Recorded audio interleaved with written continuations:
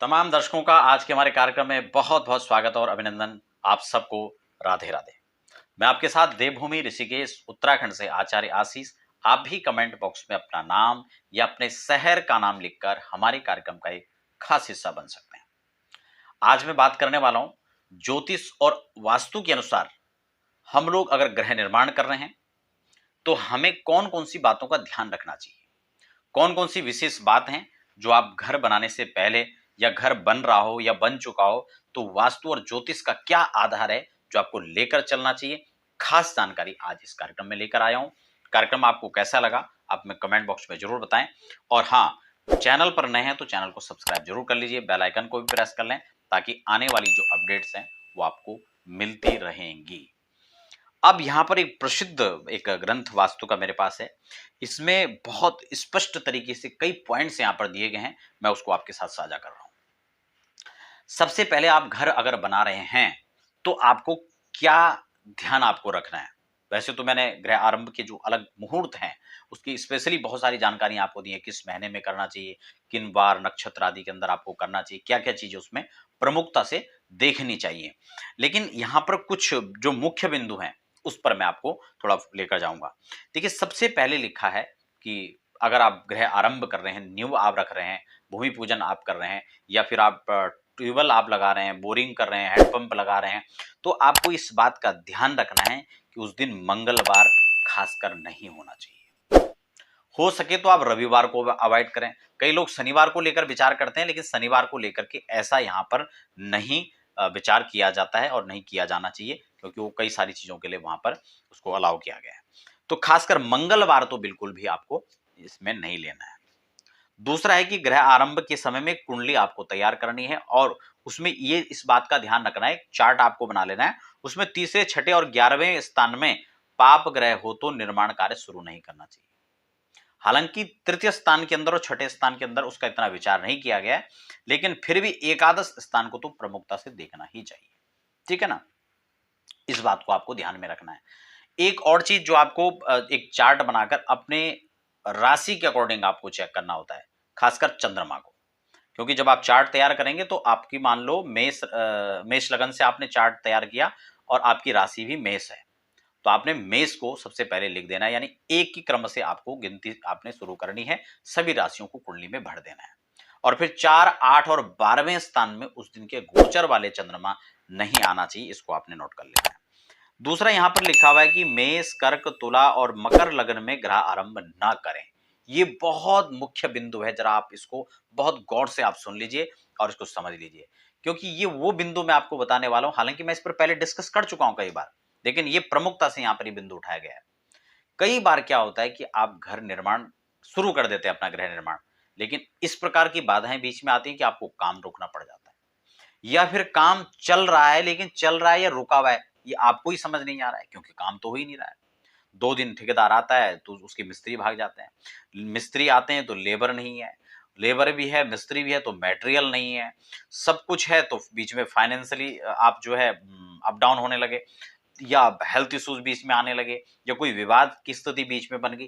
कहने का मतलब सिर्फ और सिर्फ ये है कि इतने सारे अड़चने और व्यवधान आते हैं कि वो काम ठीक समय पर तो बिल्कुल नहीं हो पाता, बहुत लंबा खींचता चला जाता है और काफी उसमें समय का, धन का अतिरिक्त जो है उसमें व्यय होता है। तो ये यहां पर लग्न, इसलिए मैं बार बार इस पर जोर देता हूं कि सर्वे दोषा विनिश्यन्ति लग्न शुद्धि यदा भवेत्। ये शास्त्र सूक्ति है, क्योंकि लग्न अगर आपने शोधन कर लिया तो बहुत सारे दोषों का तो अपने आप में ही निदान हो जाता है। ठीक है ना, सर्वे दोषा विनिश्यन्ति लिखा हुआ है, तो ठीक है। तो यहां पर जो लग्न है मैं आपको बता दूं, इन 4 लग्नों के अंदर आपको गृह आरंभ कदाचित नहीं करना है। ठीक है ना। अब उसके बाद आपको चौथा पॉइंट यहां पर लिखा हुआ है कि कुंडली के छठे, 8वें, चलो इसको हटाओ। उसके बाद यहां पर लिखा हुआ है एक खास बिंदु यहां पर है कि गृह आरंभ के समय में सूर्य यदि निर्बल हो, ठीक है ना, या अस्त या नीच हो तो गृह स्वामी के लिए कष्टकारी होता है। इसको भी जो है अवॉइड करना चाहिए। कई बार इसमें ये भी यहां पर भी लिखा हुआ है कि इसमें क्या होता है कि कई बार गृह स्वामी की भवन बनने से पहले या भवन का सुख नहीं मिल पाता, उनकी मृत्यु तक हो जाती है। ये बड़ा बिंदु है, ये घबराने की बात नहीं है। शास्त्र में जो चीजें लिखी हैं उससे डरने की बात नहीं है, सिर्फ उसको समझने की बात है और समझकर अमल करने की बात है। ठीक है ना? तो इस बिंदु को आप अपना जरूर ध्यान में रखें, इससे सावधानी बरतनी चाहिए। एक और महत्वपूर्ण बिंदु है कि गृह निर्माण के दिन बृहस्पति अगर निर्बल हो या अस्त या नीच हो तो धन का अभाव हो जाता है। अगर ऐसी स्थिति में अगर आपने गृह निर्माण किया, गृह आरंभ किया, तो क्योंकि बृहस्पति धन के कारक है, हर चीज का एक लॉजिक है, ठीक है ना? और अगर इसके निर्बल होने से क्या हो सकता है? धन का अभाव, वित्त का अभाव हो सकता है, संतति का अभाव ऐसे घरों में हो सकता है। तो इस चीज को थोड़ा सा हमें प्रमुखता से ध्यान में रखना चाहिए। एक और बिंदु हम यहां पर ले लेते हैं, कहा कि निर्माण जब हो उस तिथियों में आपको रिक्ता तिथि खासकर वर्जित आपको रखनी है, ठीक है ना? और रिक्ता के साथ साथ अमावस्या भी, ये मैं आपको पहले कई बार इस बिंदु को बता चुका हूं, ठीक है ना? क्योंकि रिक्ता तिथियों में अगर आप गृह आरंभ करते हैं, गृह निर्माण करते हैं और इवन आप गृह प्रवेश भी करते हैं, ठीक है, वैसे तो रिक्ता तिथियों का लगभग हर कार्यों के अंदर वर्जित बताया गया है, लेकिन अगर गृह निर्माण आप करते हैं या गृह प्रवेश आप कर देते हैं तो यकीन मान के चलें कि बहुत बार ये आपने खुद भी देखा होगा कि व्यक्ति के पास सब कुछ होता हुआ भी वह व्यक्ति रिक्त ही रहता है। बहुत सफलता या संतोष उस व्यक्ति के जीवन में उसको नहीं प्राप्त हो पाता है, बहुत सारी चीजों का जीवन में अभाव बना रहता है। इसलिए इन तिथियों को कम से कम आपको अवॉइड करना चाहिए।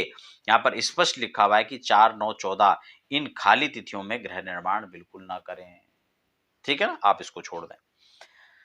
तो और इसके अलावा अमावस्या इसमें नहीं लिखा है, लेकिन अमावस्या को भी आप इसमें खासकर ध्यान रखना। पूर्णिमा को लेकर कई बार प्रश्न होता है लोगों का कि क्या पूर्णिमा में करना है या संक्रांति में कर सकते हैं? तो बिल्कुल कर सकते हैं, ठीक है ना? वो भी इसी में क्लियर कर दूं। अगला इसमें बिंदु है कि न्यू प्रारंभ के समय में कन्या सूर्य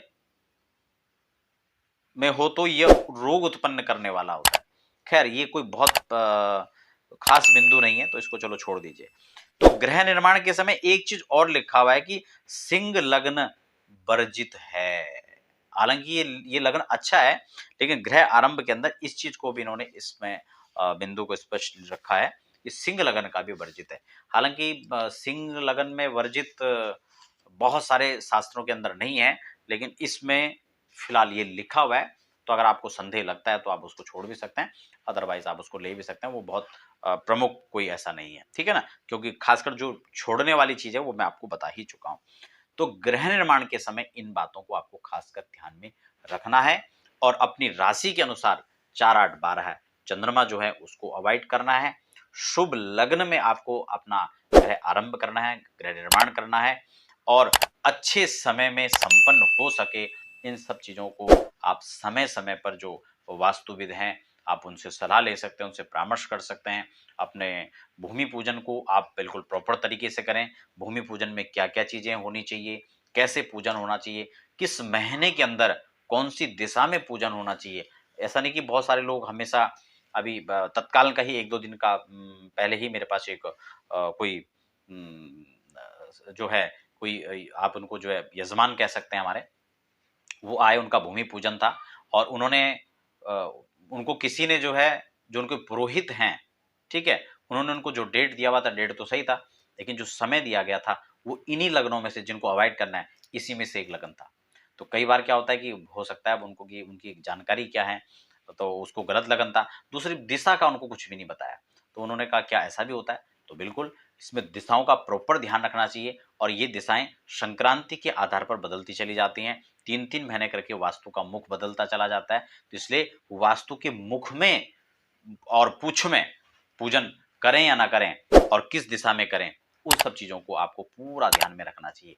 हालांकि इस पर सविस्तार में पहले कार्यक्रम में चर्चा कर चुका हूं, आप उन कार्यक्रम को देख सकते हैं। वास्तु की डीप जानकारी आप हमारे चैनल पर प्राप्त कर सकते हैं। वास्तु प्लेलिस्ट को खोल सकते हैं, वहां पर जो आपकी आवश्यकताएं, किचन कहाँ बने, टॉयलेट कहाँ बने, अदर और चीजें कहाँ कहाँ होनी चाहिए, बेडरूम कहाँ होना चाहिए, स्टडी रूम कहाँ होना चाहिए, सर्वेंट रूम कहाँ होना चाहिए, आप आपके लिए खुद के लिए आपका जो आपका ऑफिस है या आप जहाँ पर बैठते हैं, ज़्यादा समय गुजारते हैं, वो सारी चीज़ें आपको देखनी चाहिए और उन स्थानों में आपको वो चीज़ें बनानी चाहिए। वास्तु के दोष को लेकर के प्रमुखता से अनेक अनेक वास्तु एक्सपर्ट से आप लोग दिखाते हैं, कोई तुड़वाता है, कोई फुड़वाता है, कोई कुछ चिपका देता है। इन सब चीज़ों से वास्तु का दोष कभी भी नहीं हटता है।